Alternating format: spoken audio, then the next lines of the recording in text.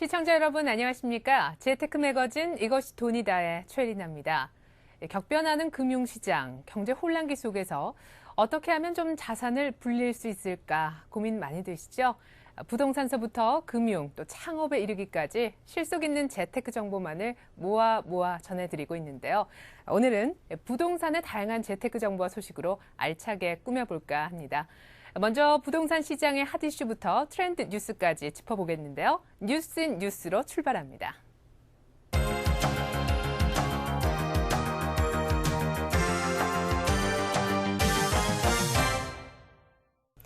서울경제신문의 김상용 기자 스튜디오에 나와 있습니다. 안녕하세요. 네, 안녕하세요.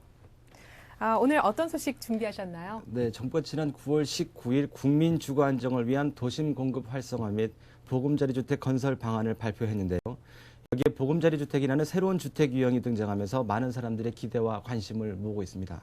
그래서 보금자리 주택이란 어떤 것인지 자세하게 설명해 드릴까 합니다.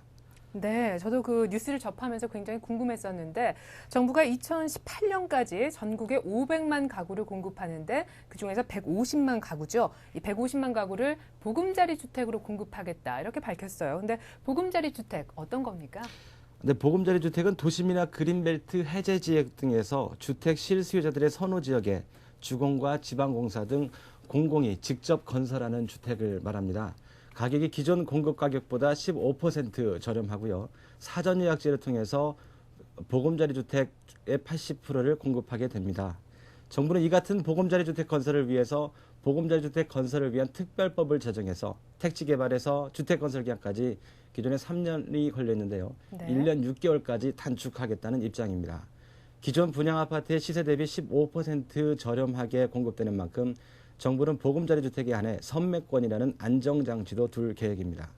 선매권은 전매 기간 중 부득이하게 전매를 허용할 경우 최초 분양 가격에 정기 예금 금리 수준의 비용을 합한 금액에 보금자리 주택을 다시 매입하는 방안입니다. 네, 그러니까 선매권이 있음으로 해서 좀 투기도 방지를 할 수 있는 그런 여지가 있는데 방금 전에 사전 예약제를 통해서 분양이 될 것이다 이렇게 설명을 해주셨어요. 근데 사전 예약제라는 것도 조금은 생소한 개념이거든요. 설명을 좀 부탁드리겠습니다. 네, 사전 예약제는 간단히 설명을 드리면 아파트를 건설하기 전에 청약자들이 아파트의 평면도 그리고 분양 가격 등을 미리 살펴본 후 사전에 예약하는 방식입니다. 주공과 지방공사 등은 택지의 실시 계획이 승인한 아파트의 설계도와 평형, 호수, 분양가 등을 인터넷에 공개하고 수요자들은 본인이 원하는 아파트 단지에 사전에 예약하게 되는 방식인데요. 네. 무주택 서민과 근로자, 신혼부부 등을 대상으로 공공분양되는 70만 가구 중 80%인 56만 가구에 우선적으로 적용될 계획입니다. 연 2회 운영되고요. 네. 사전 예약은 대한주택공사 등의 홈페이지를 통해서 1개월간 운영되며 현행 청약저축 선정 방식과 마찬가지로 무주택자와 청약저축 납입 횟수, 저축액, 부양 가족 수 등을 통해서 예비 당첨자를 선정하게 됩니다. 네, 지금 계속해서 보금자리 주택에 대해서 얘기를 하고 있는데요. 방금 이제 소개를 해주셨던 사전 예약제 말고도 정부가 발표한 것 중에는 지분형 주택으로 이렇게 공급을 하겠다는 내용이 포함되어 있었죠. 지분형 주택이라는 건 또 어떤 겁니까? 네, 지분형 주택은 공공택지에서 임대 물량으로 나오는 그 아파트 물량 중에서 단계적으로 주택의 초기 지분만큼만 납입을 하고 단계적으로 나머지 지분을 취득토록 해서 아파트 구입을 지원하는 제도입니다. 네. 따라서 담보대출을 이용해서 주택을 마련할 수 없는 서민, 무주택 서민들에게 큰 인기를 끌 것으로 보이는데요. 저소득층은 주공 등 공공기관이 건설에 임대하는 주택에 대해서 초기 지분 30%만 취득하고 중간 지분 20%씩은 차후에 매입하게 됩니다. 입주 후 4년과 8년이 되는 해에 각각 20% 매입하게 되는 방식이니까 결국 마지막 10년째 될 때는 나머지 지분 30%를 매입하게 됩니다. 네, 그러니까 집값의 30%를 내고 10년 동안 분납을 해서 이제 갚아나가는 지분형 주택 얘기를 해주셨는데요. 공급 물량이 궁금합니다. 어느 정도 풀어지나요? 네, 보금자리 주택 150만 가구 중 공공임대 20만 가구가 지분형 주택으로 나오게 되는데요. 네. 2018년까지 20만 가구가 나오게 되니까 매년 2만 가구씩 지분형 주택으로 나오게 됩니다. 네, 이렇게 이제 뭐 특징, 장점 다 들어봤는데요. 그래도 실질적으로 들어가 살기 위해서는 아무래도 청약 통장이 있어야 될 것 같다는 생각이 듭니다. 맞습니까? 네, 물론입니다. 그 보금자리 주택 기존 분양가 대비 15% 이상 저렴한 만큼 그 보금자리 주택을 청약하기 위해서는 청약 저축 통장이 반드시 필요합니다. 청약 저축 통장이 있어야 보금자리 주택을 청약을 할 수가 있고요. 지분형 주택 또한 청약 저축 통장을 가진 사람만이 청약을 할 수가 있게 됩니다. 네, 지난 정부의 9.19 대책에서 발표된 보금자리 주택에 대해서 자세히 알아봤습니다. 그 정부의 당초 계획대로 서민들의 내 집 마련과 집값 안정에 큰 도움이 됐으면 하는 바람 가져봅니다. 서울경제신문 김상훈 기자, 오늘 말씀 잘 들었습니다. 네, 다음은 전문가들이 엄선한 알짜 매물을 소개해드리는 시간입니다. 투자 승부처 현장에 가다. 먼저 한창 분양이 진행 중인 마포구 합정동에 위치한 주상복합 아파트부터 만나보시겠습니다.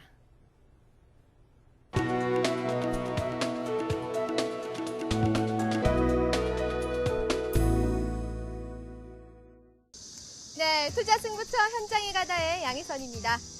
제가 지금 나와 있는 이곳은요, 공사가 한창 진행 중인 합정동 석유자의 웨스트밸리 건설 현장에 나와 있습니다.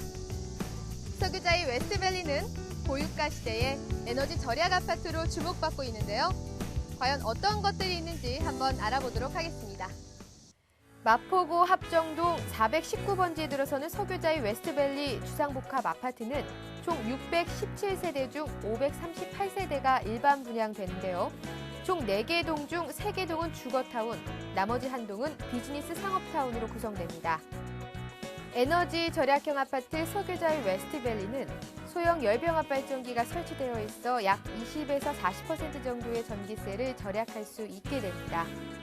또한 옥상에 태양열 집열판을 설치해 가로등 같은 공동시설에 태양열 전기를 이용할 수 있게 됩니다. 네, 자체 열병합 발전 시스템으로 전기를 절약할 수 있다고 하니 주부님들기가 솔깃하실 것 같은데요. 그럼 주위 입지 조건은 어떤지 꼼꼼하게 따져보겠습니다. 합정동은 마포의 중심에 위치해 있지만 그동안 홍대, 신촌 등에 빌려 개발이 다소 늦어진 것이 사실인데요. 이 지역이 2003년에 합정 균형발전 촉진지구로 지정되면서 개발이 본격화되었습니다. 석유자의 웨스트밸리는 올림픽대로, 강병분로, 내부순환로 이용이 편리할 뿐만 아니라 합정역과 바로 연결되는 최상의 교통 여건을 갖추고 있는데요. 2012년 완공 후에는 마포의 중심축으로 확실히 자리매김할 것으로 기대됩니다. 네, 교통뿐만 아니라 홍대와 신촌 일대의 각종 편의시설을 이용할 수 있다는 점도 큰 장점이겠죠. 그렇다면 아파트 내부가 어떨까 궁금하시죠? 저와 함께 둘러보시죠.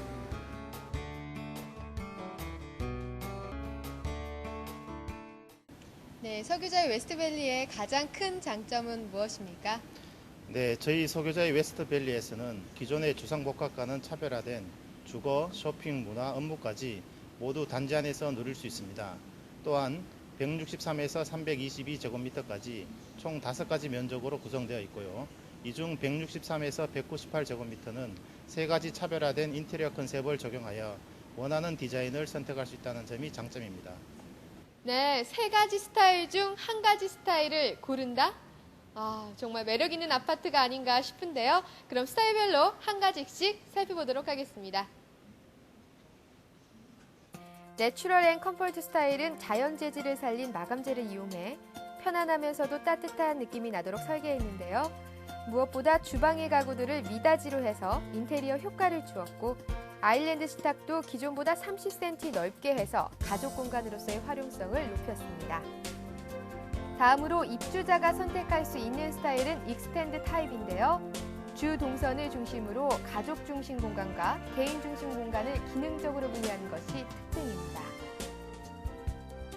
듀플렉스 타입은 거실과 주방을 축으로 가족 유형에 따라 독립적인 공간을 확보할 수 있도록 설계했는데요. 공간의 이중성을 생활 공간에 담아 공간의 효율성을 높인 디자인이 돋보였습니다. 3가지 스타일 중 원하는 스타일을 선택할 수 있는 너무나 살고 싶은 아파트가 아닌가 생각되는 석유자의 웨스트밸리 주상복합 아파트. 관심 있는 분들은 현장과 가까이 위치해 있는 모델하우스를 직접 방문해 보시는 것도 좋을 것 같습니다. 네. 석유자의 웨스트밸리, 뭐 이름도 쉽지는 않네요, 그렇죠? 화려한 이름만큼이나 아주 고급스러운 인테리어 디자인이 인상적이었는데요.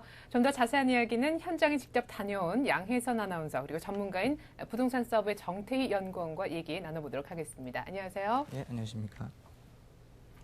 먼저 양혜선 아나운서 화면 보니까요. 아파트가 들어서게 될 현장에 직접 다녀오셨더라고요. 가보니까 어떻든가요? 네, 무엇보다 그 공사 현장이 무지 커서요. 깜짝 놀랐습니다. 일단 석유자의 웨스트밸리의 공사 현장도 정말 컸지만요. 그 무엇보다도 합정역 주변의 재개발 공사와 그리고 웨스트밸리의 지하 1층이랑 또 지하철 역사를 잇는 공사가 함께 진행 중이어서 그 공사 규모가 정말 상당했습니다.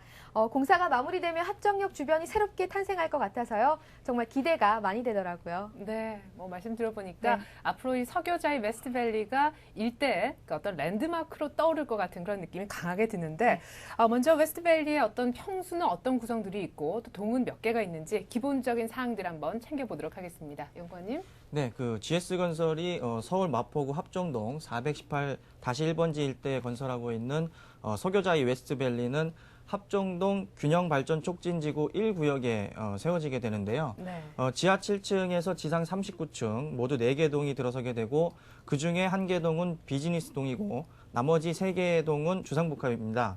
현재 그 주상복합 아파트 3개 동 총 617가구 중 538가구가 현재 분양 중이고 주택형은 163제곱미터부터 322제곱미터까지 다양한 크기로 구성이 됩니다. 그리고 입주는 2012년으로 예정이 돼 있습니다. 네, 그러니까 아파트가 들어서게 될 곳이 합정동 균형발전 촉진지구다 이렇게 말씀을 해주셨는데요.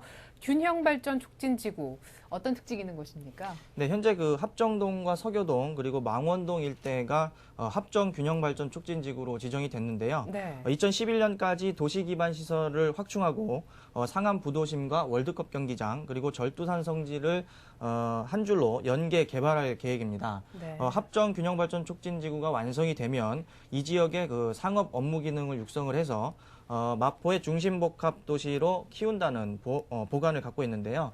그중 그 웨스트밸리가 들어서게 될 합정역 일대는 합정동 복합단지 사업이 추진 중입니다. 이에 따라서 합정 역세권 3만 7천여 제곱미터가 주거와 업무 그리고 상업 문화시설이 포함된 복합단지로 개발이 될 예정입니다. 네, 그러니까 석유자의 웨스트밸리가 합정동에 있는 그 복합단지 사업 내에 들어서게 될 것이다라는 말씀을 이제 해주셨는데 그렇다면 뭐 교통 여건은 두말할 나위 없이 좋을 것이다 이렇게 생각이 되지만 그래도 다시 한번 체크를 해보도록 하겠습니다. 양혜선 아나운서 직접 다녀오셨는데 교통 여건은 어땠습니까? 네, 웨스트밸리는요, 합정로와 양화교가 교차하는 합정로 사거리에 위치해 있어서요, 양화대교와 강병북로 그리고 내부순환도로 그리고 서부간선도로의 접근이 아주 수월했습니다. 또 다양한 버스 노선으로 인해서요 시청이랑 종로 등 시내로의 접근도 아주 용이했고요. 그리고 아까도 제가 잠깐 말씀드렸지만요, 그 지하철 26호선의 역, 그 합정역 출구와 단지 내 상가 지하 1층이랑 또 연결 공사가 한창 진행 중입니다. 이 공사가 완료되면 그야말로 초역세권 아파트가 될 것 같은 생각이 듭니다. 네, 그러니까 지하철 합정역하고 단지 내에 있는 지하 상가하고 이제 연결이 되면 출퇴근길도 굉장히 편리해진다 이런 그렇죠. 말씀해 네. 주셨는데요.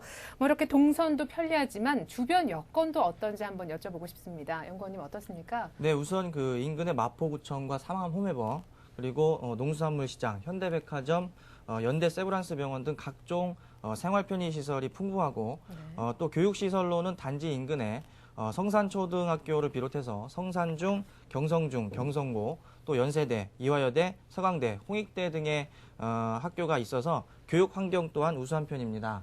그리고 또 상암 월드컵 경기장과 하늘공원, 평화의 공원, 퍼블릭 골프장이 근거리에 위치해 있고 또 망원 유수지 체육공원과 한강시민공원을 편리하게 이용할 수가 있어서 녹지 공간 또한 충분히 확보하고 있습니다. 네, 주변이 뭐 아주 훌륭한 요건들이 갖춰져 있네요.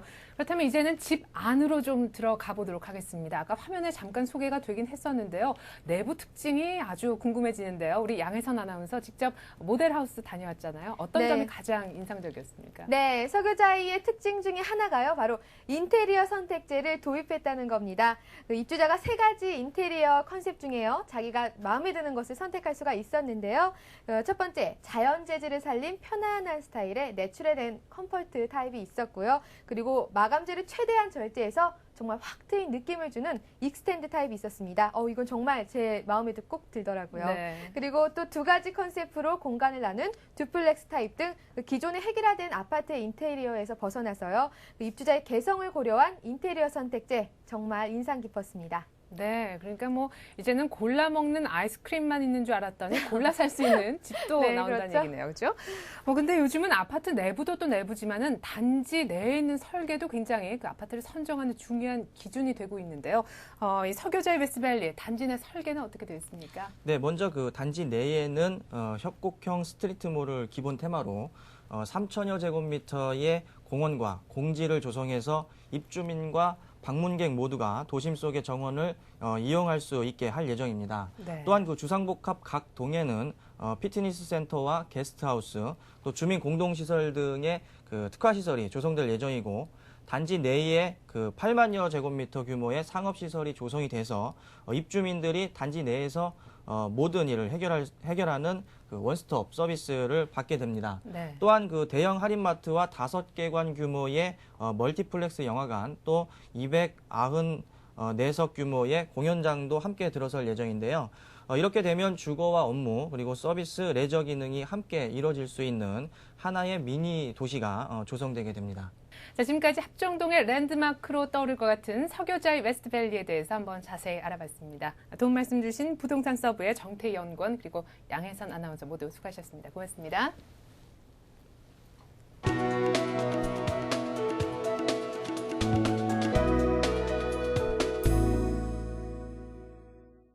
네, 투자 승부처 현장에 가다 김지수입니다.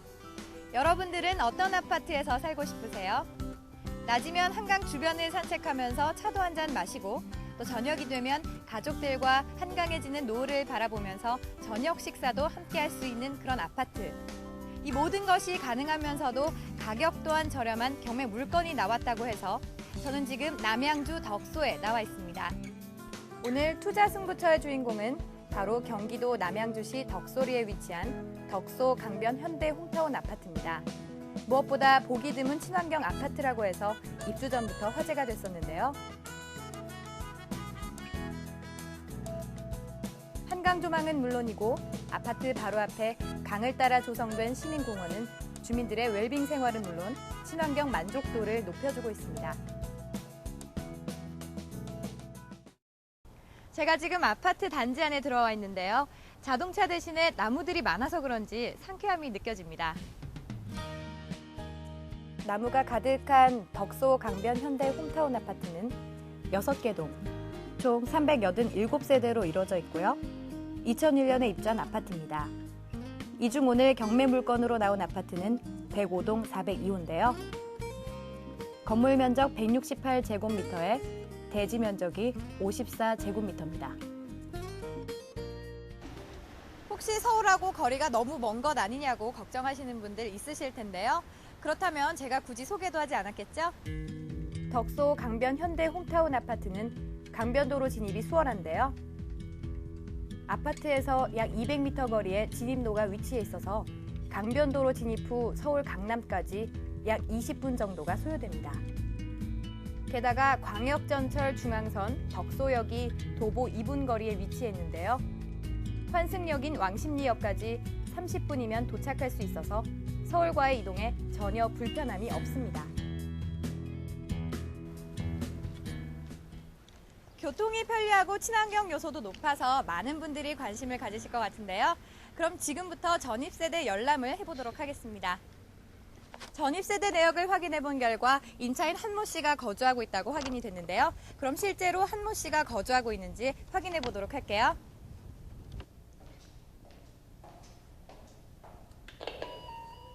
네, 혹시 여기 한 계신가요? 예? 한 씨 살고 계신가요? 아, 네, 알겠습니다. 네, 실제 거주하고 있는 사람이 누군지 확인을 해봤는데요. 한모 씨가 실제 대학력 있는 임차인인지 아닌지, 그리고 다른 문제점은 없는지 스튜디오에서 꼼꼼히 짚어보도록 하겠습니다. 좀 이따가 스튜디오에서 뵐게요. 네, 덕소 강변 현대 홈타운 아파트 참 별장 같은 아파트다 이런 생각이 드는데요.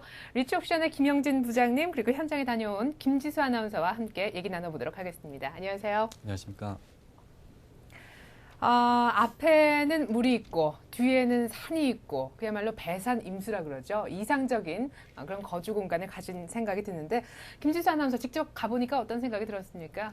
네, 일단 아파트 단지 내에 들어서면 서울과는 공기가 확연히 다르다는 것을 느낄 수가 있었고요. 아까 화면에서도 잠깐 말씀드렸겠지만 한강변을 마치 자기 집 앞마당처럼 이용할 수가 있어서 주민들의 만족도가 상당히 높아 보였습니다. 네, 주민들의 만족도가 높은 아파트가 정말 살기 좋은 아파트가 아닐까 싶은데요. 덕소강변 현대 홈턴 아파트 어떤 정보들이 있는지 구체적인 정보 짚어드립니다. 네, 남양주시 와북 덕소리 600-15번지에 위치한 덕소 강변 현대 홈타운 아파트는 2001년도에 현대건설에서 준공이 되었고요. 총 6개동 387세대로 구성되어 있습니다. 네. 면적은 105제곱미터에서 231제곱미터까지 총 7개 면적으로 구성이 되어 있고요. 주차 공간은 넉넉한 편으로 가구당 2대입니다. 오늘 경매 물건으로 나온 105동 402호 물건은 전용 면적이 168제곱미터로서 방 4개, 화장실 2개의 구조입니다. 이 아파트의 경우 한강 조망이 5층부터 가능한데요. 네. 이 물건의 경우는 아쉽게도 4층에 위치해서 한강 조망이 되지 않습니다. 아이고 저런. 그러니까 뭐 한강을 앞마당처럼 쓸 수는 없어도 그렇죠. 뒤에 있는 산은 어디 도망가지 않으니까 그냥 공기 좋은 곳으로 만족을 해야 될 것 같다는 생각이 듭니다. 자, 이 아파트 주변 생활 환경은 어떤지 또 궁금한데요. 네, 인근의 생활 편의시설로는 생활하기에 전혀 불편함이 없습니다. 일단 도보 5분 거리에 1호선 덕소역이 위치하고 있고요. 또한 아파트와 가까운 거리에 덕소 초, 중, 고등학교, 와부초등학교, 와부중학교가 위치하고 있습니다.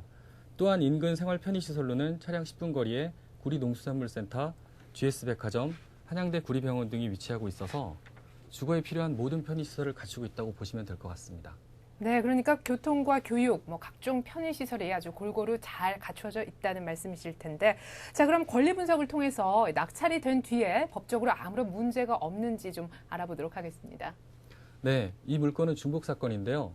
말소기준 관리인 최초 근저당권자 홍콩상하이은행과 2순위권자인 HK 상호저축은행이 임의경매를 각각 신청한 사건으로 최초 근저당권자인 홍콩상하이은행 이후의 모든 등기부상의 권리는 말소기준 권리 이후의 소멸주의 원칙에 의거해서 모두 말소된다고 할 수 있겠습니다. 네, 그러니까 낙찰을 받아도 아무런 문제가 없다는 말씀이시죠? 예. 자, 그렇다면 중복 사건이 뭔지 좀 더 자세한 설명 부탁드리겠습니다. 네, 이미 경매 진행 중인 사건에 대해서 새롭게 경매를 신청하게 되면 중복 사건이 됩니다.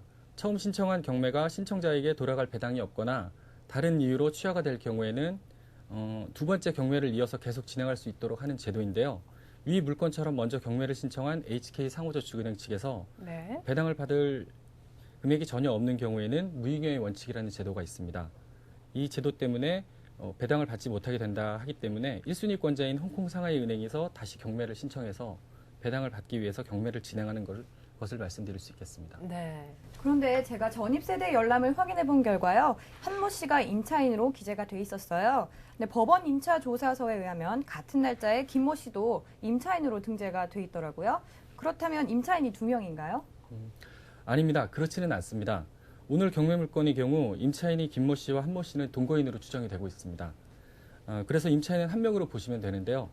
권리신고인인 김모 씨가 임대차 계약을 맺고 남편인 한모 씨가 전입을 한 경우라고 생각을 하시면 될 것 같습니다. 네, 그러니까 그 선순 임차인인 김모 씨한테 배당이 돌아가게 된다는 말씀이신데요. 그럼 배당금은 어떤 순위로 받게 되는지 배당금도 한번 정리를 좀 해보죠.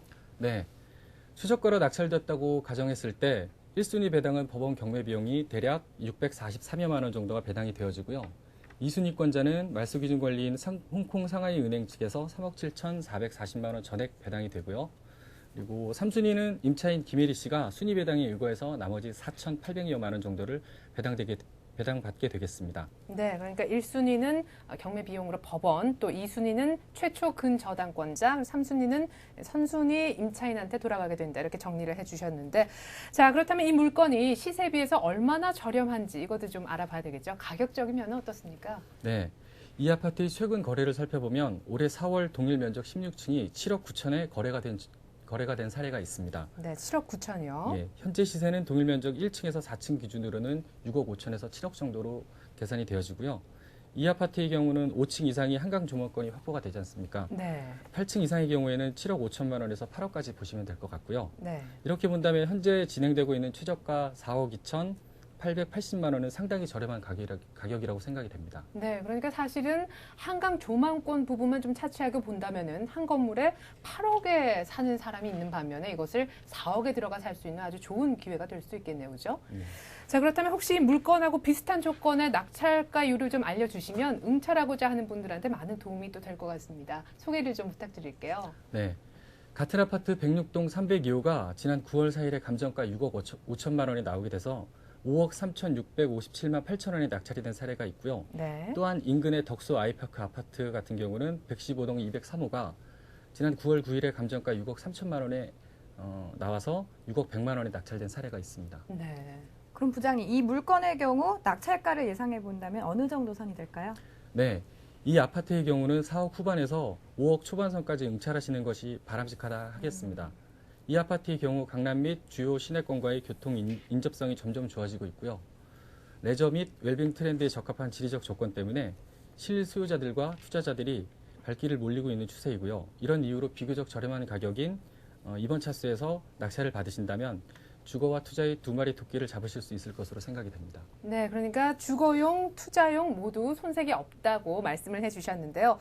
그런데 한 가지 궁금한 점이 있어요. 이렇게 낙찰이 된 다음에 자금이 부족해서 낙찰을 받았음에도 불구하고 포기해야 되는 사례도 더러 있을 것 같거든요. 이렇게 되면 어떻게 되는 겁니까? 네, 경매에 참여해서 낙찰을 받았다 하더라도 잔금을 납부하지 못하면 해당 법원은 엄격한 절차에 따라서 경매를 재진행하게 됩니다. 네. 이때 낙찰자가 낸 입찰 보증금은 몰수되어 배당이 다시 편입이 되는데요. 경매 취소 의사를 밝혔다 하더라도 입찰 보증금은 돌려받을 수가 없습니다. 그렇군요. 그러니까 재경매가 진행이 되지만 입찰 보증금을 돌려받지는 못한다라는 말씀이신데 이렇게 자금이 부족한 낙찰자를 위해서 좀 더 구체적인 제도라든가 방법들이 있을 것 같아요. 정해진 날짜에 잔금을 내지 못하는 경우에 대해서는 낙찰 자격이 곧바로 박탈되지는 않습니다. 네. 이런 경우에는 새로 정해진 경매기일 3일 이전에 해당 법원에 정한 이자와 잔금을 납부를 하시면 소유권 이전 등기를 하실 수가 있고요. 또한 시중에서 저렴한 금리로 적용을 해서 경매 낙찰자를 위한 잔금 제도가 있습니다. 이 제도를 경락 잔금 대출 제도라고 합니다. 이 네. 제도를 시행하시는 것이 바람직하다고 생각이 됩니다. 그렇군요. 자, 마지막으로 경매 일정을 한번 챙겨봐야 될 것 같은데 메모하실 준비 다 되셨죠? 네, 김지수 아나운서. 네, 덕소 강변 현대 홈타운 105동 402호에 대한 경매는 의정부 5개에서 2008 타경 5441번으로 경매가 진행 중에 있습니다. 최저 매각가는 최초 감정가 6억 7천만 원에서 두 번 유찰돼서요. 감정가 대비 64%인 4억 2,880만 원입니다. 아울러 이번 매각 기일은 2008년 10월 24일 오전 10시 30분으로 의정부 5개에서 진행될 예정입니다. 네, 아무래도 두 번 유찰된 탓인지 가격적인 메리트가 가장 크지 않을까 생각이 되는데요. 나는 은퇴 후에 좀 여유롭게 살고 싶다 하는 분들한테는 아주 적합한 아파트가 아닐까라는 생각이 듭니다. 자, 오늘 도움 말씀 주신 리치옥션의 김영진 부장 그리고 김지수 아나운서 모두 고맙습니다. 감사합니다.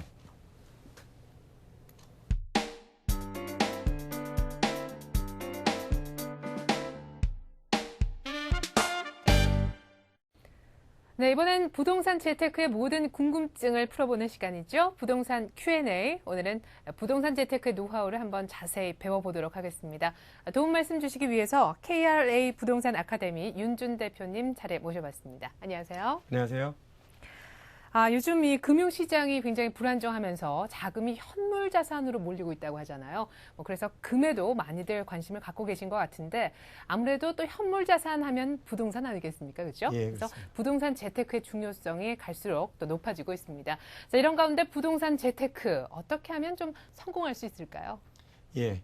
부동산 재테크에서 성공을 하려면 첫 번째 입지적인 요건과 그리고 타이밍을 들을 수 있는데요. 부동산의 입지가 좋은 곳에 꾸준히 자기가 장기간 묻어둔다면 가격의 상승 효과를 볼 수 있을 것이고요. 호재가 있기 때문에 언젠간 가격을 상승한다고 하지만 가장 중요한 거는 내가 그 호재를 기다릴 수 없는 능력이 됐을 경우 이제 가격이 반영을 못 받을 수 있다고 볼 수 있습니다. 네. 그랬을 때 내가 타이밍을 선택해야 되겠죠. 어느 시기에 부동산이 흐름이 움직이고 어느 시기에 호재가 발생할 수 있다. 그 호재에 대한 타이밍과 입지를 선택할 수 있다면 가장 큰 부동산 재테크를 할 수 있다고 생각합니다. 네, 오늘 전해주실 말씀도 이와 무관하지 않을 것 같은데 오늘 어떤 내용 준비하셨나요? 네, 오늘부터 총 6회에 걸쳐서 부동산 재테크의 비법을 전수해 드릴 텐데요. 첫 번째 시간으로 입지와 타이밍으로 승부하라 라는 제목으로 부동산 재테크의 첫 번째 노하우를 전해드리도록 하겠습니다. 네.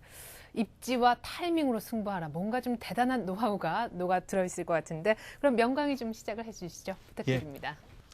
예, 그러면 입지와 타이밍으로 승부하라. 예, 오늘 첫 번째 강의를 한번 해보도록 하겠습니다.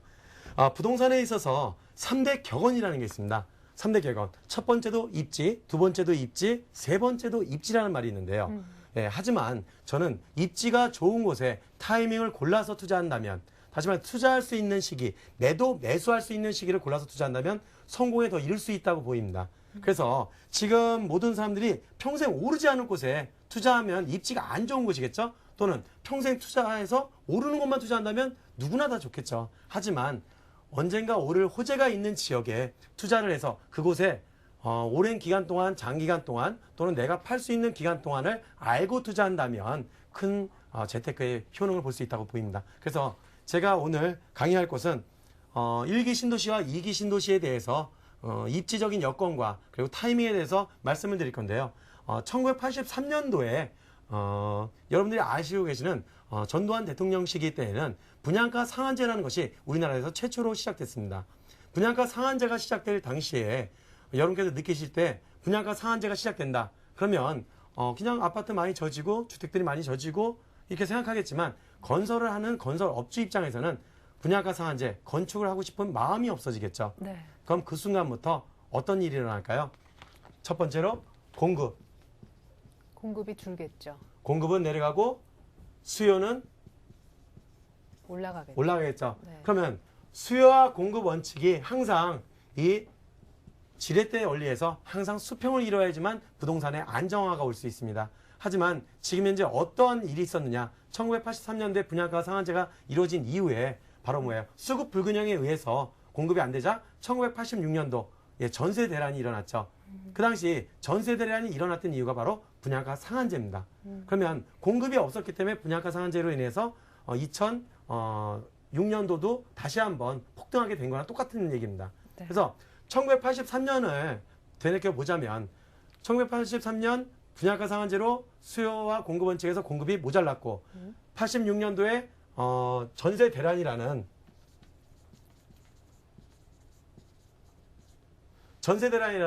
공급이 부족해서 일어나는 전세 대란이 일어났습니다. 그 당시에 차기 대통령이 누가 나왔죠? 전두환 대통령 다음.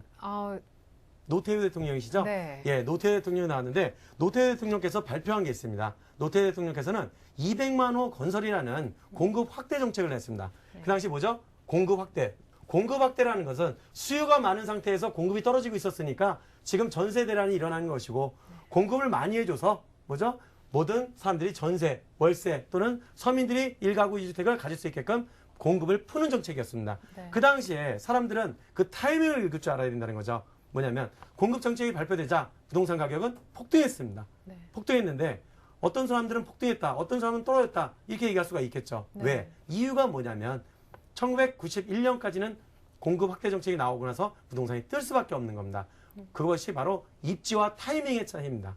입지적으로는 신도시가 생기니까 좋겠죠. 네. 예, 입지면 신도시라는 호재가 있는 거죠. 그쵸? 네. 예, 입지면으로 해서 신도시라는 호재가 발생했고, 하지만 중요한 건 뭐예요? 신도시라는 게 호재가 발생됐지만, 입지라는 거 있지만, 뭐예요? 타이밍? 예, 기반 시설이 안 돼 있다는 거예요. 발표가 난 다음에 토지보상금이 나오고, 토지보상금이 나온 다음에 그 돈이 확산될 효과로 인해서 잠시 동안은 가격이 뜨는 겁니다. 네. 하지만 그때 가격이 뜬다고 볼 수가 없다라는 거죠. 부동산이라는 거는 투자에 있어서 첫 번째, 입지적인 여건에서 타이밍에 언제 투자에서 실효성을 얻을 수 있는 단계는 항상 기반시설이 들어와 있는, 그쵸. 확충돼 있는 다음부터 뜹니다. 그럼 언제라고 볼 수 있죠? 대략 신도시가 생기고 그 이후 대략 70% 지점 기반시설이 70% 정도 이루어진 시점부터 사람들에게 편익시설이 전달이 되겠죠. 네. 기반시설이 뭔지 아신가요?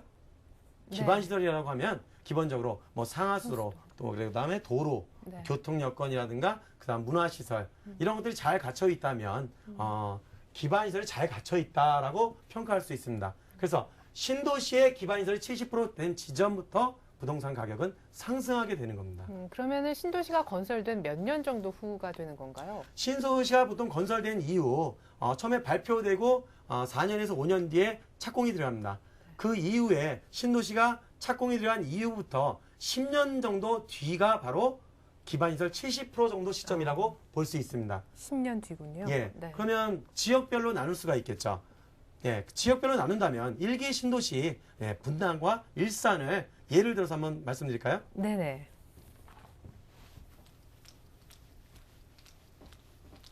지금은 뭐 신도시라고 하기에도 좀 뭐할 정도로 많이 성장을 했었죠. 그쵸. 도시모도. 예. 네. 그러면 가격 상승을 많이 가져왔던 분당과 일산 신도시 2006년 하반기까지 전국 부동산 상승률 거의 1위였다고 보시면 됩니다. 수익률 어느 정도나 올랐을까요? 120%, 1년 동안 180% 이렇게 떴습니다. 여태까지 부동산이 20년 동안 1986년부터 2006년까지 건설 통계 자료를 본다면 가격이 2.34배밖에 뜨지 않았습니다. 234%라는 얘기죠. 네. 전국 부동산 주택 평균가를 얘기합니다. 하지만 지금은 뭐죠? 2006년 1년 동안 뜬 게 120%에서 130%가 떴다는 얘기예요. 그러면 그 이유가 무엇이냐? 바로 분당 신도시를 예를 들어서 한번 말씀드리겠습니다.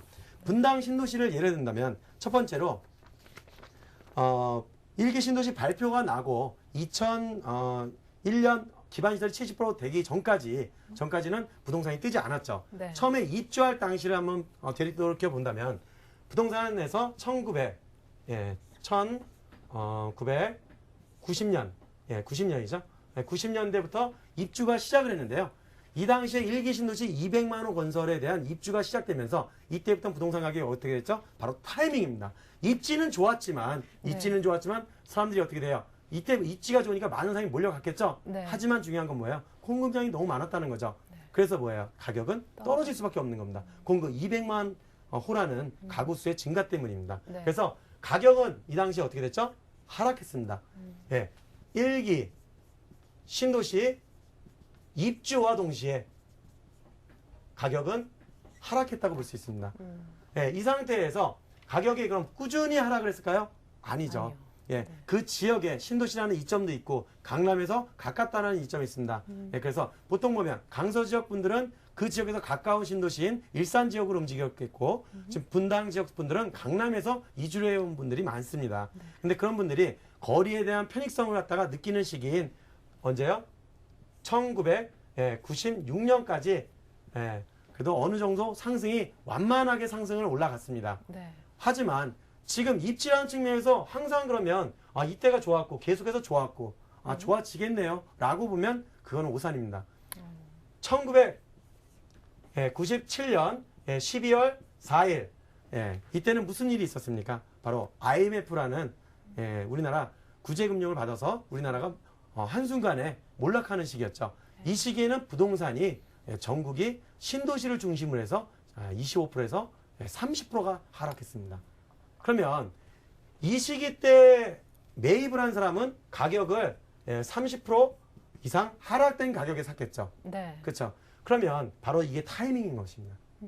언제 사야 되느냐? 부동산이라는 거는 지금과 같은 비수기 때 투자 물건 어떻게 한다? 차별화 시장이 이루어집니다. 어느 곳은 뜨고 어느 곳은 뜨지 않겠죠. 네. 다시 말해서 호재가 있는 곳과 호재가 없는 곳, 입지적으로 좋은 곳과 입지적으로 안 좋은 곳, 이걸 잘 선택을 해서 이 입지가 언제쯤 기반시설이 이루어지느냐, 이걸 봐야 됩니다. 그래서 제가 볼 때는 1997년 이 당시 IMF 당시에 주택을 매입하신 분들이 지금 부동산에서 가장 성공하신 분들입니다. 네, 가장 다시 말- 저가에 매수할 수 있는. 그렇죠. 네. 그게 바로 타이밍입니다. 가장 저가에 매수할 수 있는 타이밍을 보실 수 있고 지금 떨어진다 이것보다는 이 정도면 다시 발을 딛고 물 밑에서 발 위로 차고 올라갈 수 있다라는 사고방식을 좀 바꾸실 필요가 있다는 거죠. 네. 예. 그래서 좀 지역적으로 놓고 본다면 이 당시에 분당이라는 신도시가 1997년 IMF가 맞을 때까지 가격이 30% 정도가 빠졌었는데요. 네. 그럼 IMF 때 산 사람이 그러면 2000년도 가량에 랜드마크가 형성이 되게 됩니다. 부동산이라는 거는 신도시가 생겨요. 그러면 신도시가 생기고 기반시설이 이루어질 때까지가 바로 10년이 걸리는데 10년 동안은 부동산의 가장 큰 폭등은 일어나지 않습니다. 네. 언제부터 일어나느냐? 바로 기반시설이 끝나고 랜드마크가 형성되는 시점. 바로 랜드마크 뭐가 있었죠? 정자동 파크뷰죠. 네.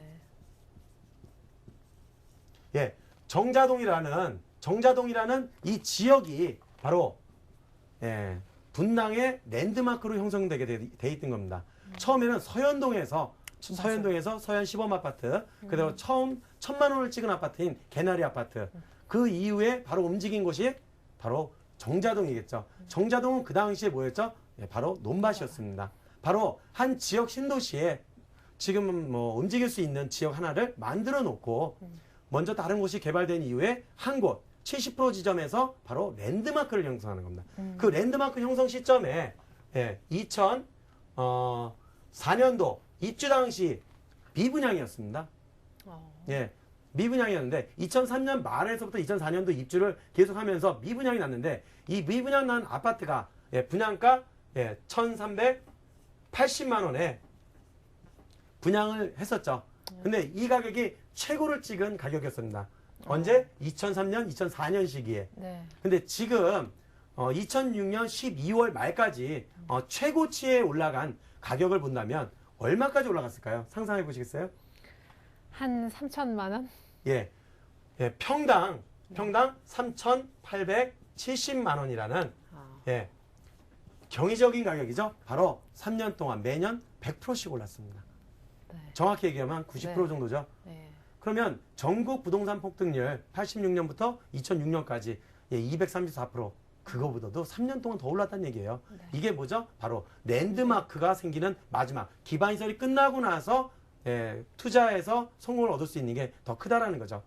기반시설이 안 된 상태에서 투자를 하게 되면 어쩔 수 없이 부동산은 안정화, 다시 말해서 뜨지 않고 떨어질 수밖에 없는 시기입니다. 예. 네. 특히 한 곳을 제가 예를 들어 드릴까요? 네네. 지금 현재 움직이는 부동산을 얘기한다면 여러분들께서 2006년도 당시에 부동산이 폭등하는 당시 부동산이 어느 지역으로 움직일까 해서 바로 움직인 곳이 동남쪽이겠죠. 지금 정자동, 분당 이쪽이 뜨니까 네. 그분들이 어디로 움직였습니까? 바로 아래쪽 용인으로 많이 움직였습니다. 용인.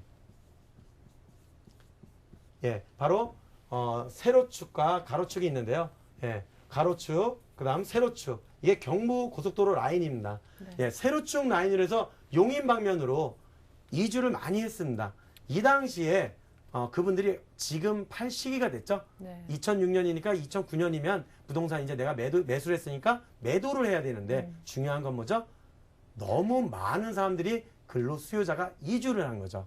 거기가 좋아진다니까. 네. 좋아진다니까. 네. 근데 이주하다 보니까 공급량은 어떻게 되겠어요? 더 늘리겠죠. 네. 그래서 공급업을 하시는 시공사, 시행사가 성북지구라든가 보라지구라든가 동탄이라든가 동백지구라든가 그다음 뭐 광교신도시, 판교신도시 계속해서 신도시와 택지지구를 분양하게 된 겁니다. 그래서 세로축 라인, 경부고속도로 축 라인으로 해서 성남과 분당, 그다음 판교, 그다음 상현동, 그다음 흥덕지구 라인으로 해서 계속해서 아래로 동남쪽 방향으로 해서 계속 주택을 짓게 된 겁니다. 네. 지금 주택을 갖다 2006년부터 계속해서 공급을 이쪽으로 추가로 계속 공급하다 보니까 어떤 일이 일어나는 거죠? 바로 지금 공급은 많아졌지만 도로 여건이 안 좋아진 거죠. 다시 말해서 네. 기반시설. 예, 기반시설이 안 좋아졌다는 겁니다. 네. 그래서 기반시설 문제로 인해서 가격이 지금 용인이 20% 정도 하락하게 되는 거죠. 그 바로 기반시설이 안 된 곳에 무작정 집이 많이 지어진 곳. 예, 이것은 뭐예요? 수요와 공급에서도 공급이 너무 넘친 거죠. 네. 그리고 기반시설이 안 된 거죠. 예, 기반시설 될 때까지는 이곳은 뜰 수가 없는 겁니다.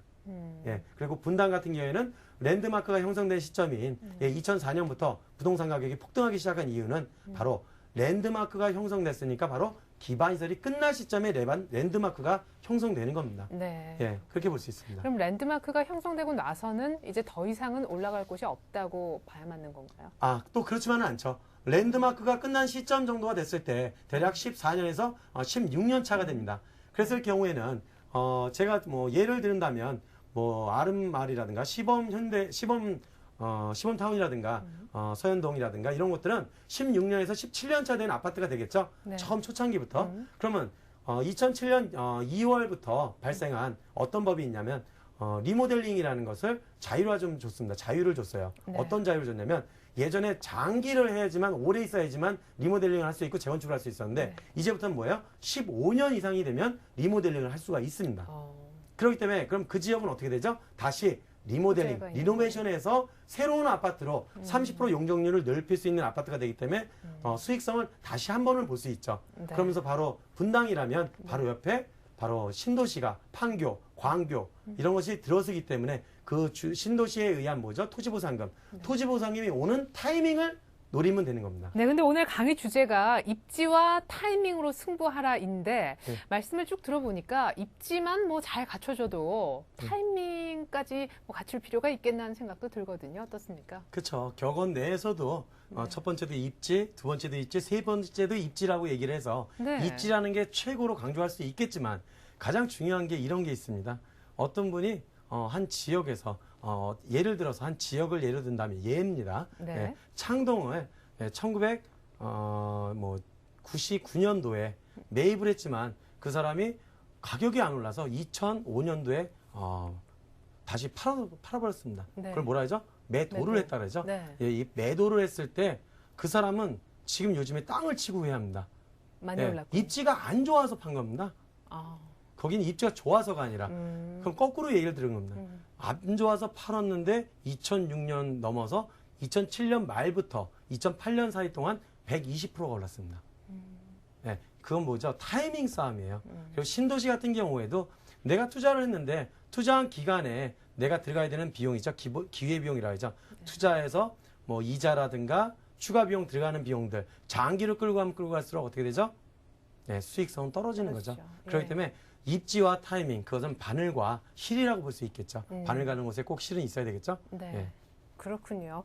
그러니까 뭐 먼저 들어가도 사실은 돈을 묶어 놓는 셈이고, 그쵸. 그렇죠? 어떤 호재가 있을 줄도 모르고 아유 안 오르네 하고 빠졌는데 나중에 오를 경우에는 또 예. 땅을 치고 후회할 수밖에 그렇죠. 없는. 알겠습니다.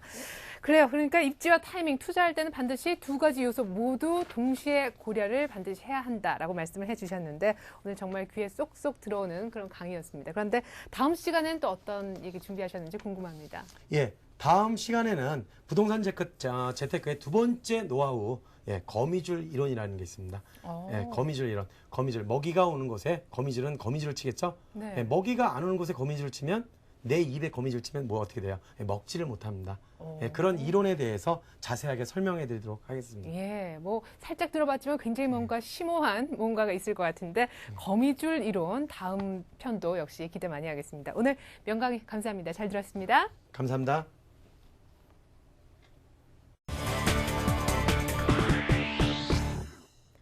네, 재테크 매거진 이것이 돈이다. 오늘은 부동산의 알짜 매물과 부동산 재테크 노하우를 한번 배워봤는데요. 어떠셨나요? 도움이 좀 많이 되셨나요? 앞으로도 저희 재테크 매거진 이것이 돈이다는 재테크의 올바른 길라잡이가 되드리겠습니다. 함께해 주신 여러분 고맙습니다.